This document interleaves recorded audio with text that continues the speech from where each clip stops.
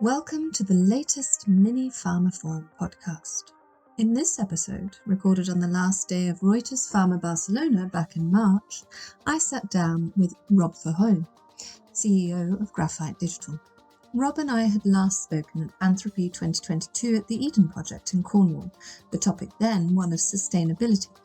So it was good to catch up and get a fresh perspective on different themes in more exotic climates and in rather exciting times, to say the least.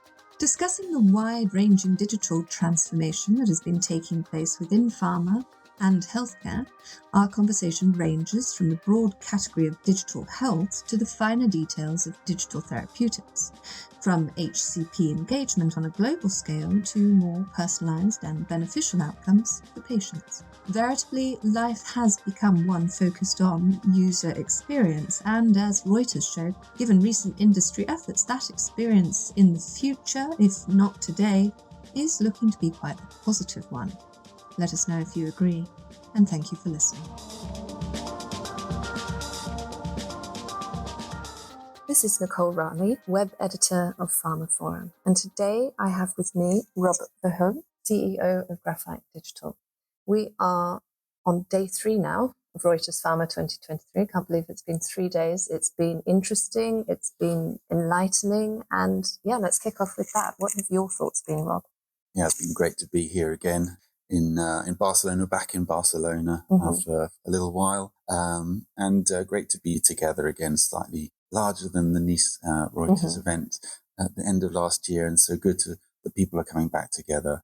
There's been a number of different and really positive themes here. Digital transformation is certainly on the agenda, and that was highlighted on day 1 by the group, voting to say that was a key priority for them.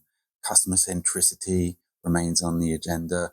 And it's been encouraging to see how a number of different brands have been sharing their successes and their plans as well with everyone else. And really enjoyed particularly the digital health conversations as well.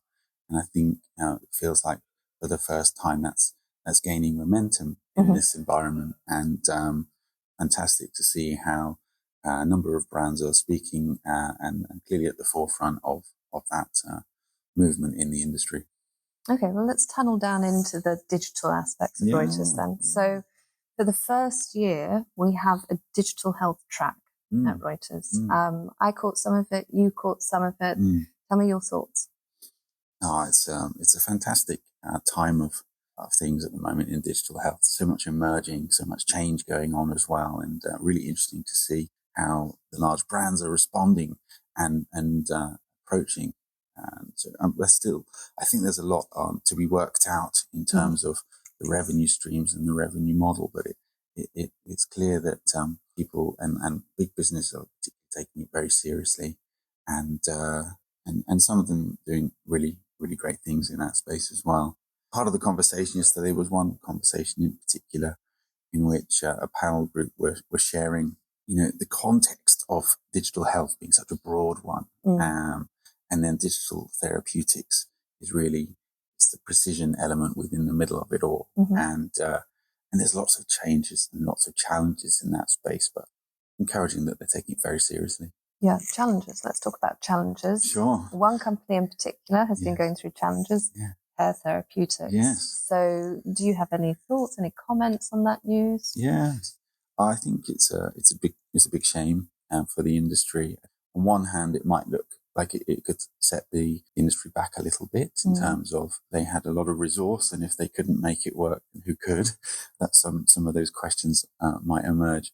But actually, I think they might have just been a little bit too early to really make the most of this opportunity. As we see a lot of questions still to be asked about the commercial model and remuneration around digital therapeutics, as well as the regulatory environment being written literally as things are being developed. It seems like it's very early days, and I think that they're just victim to that perhaps being slightly too early. And but I do think it's a great shame. Yeah. But let's move to the positivity now. There is within the pharma industry now, there is this keenness to be implementing, interweaving I don't want to say making a web from, because then we're all going all sort of internet off track, but with AI, with digital therapeutics, digital health encompassing, it's positive. It really is. I don't know if there was any particular speaker that sort of spoke golden words for you at all during the event. I mean, there've been so many, and I did already mention the digital health conversation. Rebecca Ray, Spencer Jones, and Daniel. I know they were fantastic, and I really appreciated what they had to say. I think the Roche contributions as well were fantastic, and I really enjoyed hearing from that team and how they're connected, and really focusing on a really excellent strategy and doing things well. And I really enjoyed those conversations. Yeah, there's doing things well, sort of expand that, doing things for wellness and the wellness of the patient. This is what digital health, digital therapeutics is, permitting a greater microscopic look and enablement of patient wellness, because at the end of the day, it's all about better patient outcomes. And this sort of contrasting business model to the pill that it's offering, not just standalone, but combining. This is sort of like a microcosmic example of what has to be done collaboratively between, I mean, the buzzword here has been collaboration. So this collaboration of medicine with digital, this can only lead to better things and future health benefits. Absolutely. Yeah. So patient engagement has been a particular word and phrase used a lot here as well. And actually it's encouraging that the industry and brands are really getting much closer to the patient and seeking to meet their needs in a new way. Previously, the incentives haven't been there to do that. Predominantly want to just sell product or through HCPs. There's a far greater realization that a more holistic and closer relationship with patients is beneficial for everybody. And that's been another theme, and it's been really emerging, and particularly the most progressive of the brands are really embracing that as a focus area.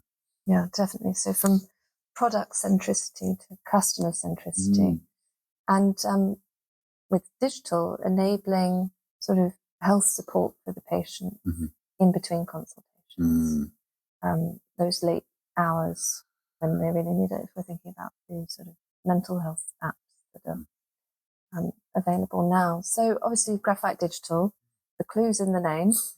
So can you tell me more about what you've been doing recently?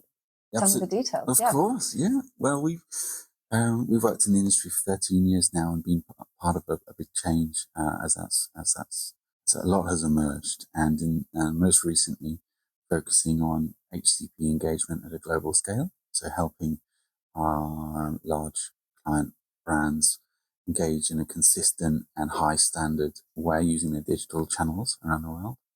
As you'll know, it's highly regulated, and regulation varies from market to market. And so creating a consistent experience can be quite challenging. And that's a large part of the value we add for brands today. And then also more in the more innovative space as well. So doing digital innovation in digital health, and particularly helping brands get to know their customers. So we offer research and design and innovation capabilities. We do that in collaboration with patients or HCPs, depending on the target market, and really just help very practically for pharma brands to work directly and fill unmet needs in a way that they haven't been able to before. And, so that's been our focus and for the last few years, and we see this move into digital health as a really exciting opportunity, recognizing that user experience is going to be absolutely key in driving positive outcomes for patients, and our experience with pharma can help, and our prior experience actually across industry can bring that more consumer experience, ability, and mindset into the pharma space, as pharma really wrestles with patient centricity and user centricity in a new way. And so, yeah, it's an exciting time. Exciting's the word. It has been another buzzword at this event. Yes. So on that exciting note, thank you for your time, Rob, and I hope you enjoyed the final day. Thank you. You too. And so that concludes this episode of the Mini Pharma Forum podcast. You can find more information about this episode, including a download link and information about previous instalments and the main Pharma Forum podcast series at pharmaforum.com/podcasts. The Mini Pharma Forum podcast is also available on iTunes, Spotify, Acast, Stitcher, and Podbean, where you can find and subscribe by searching for Pharma Forum.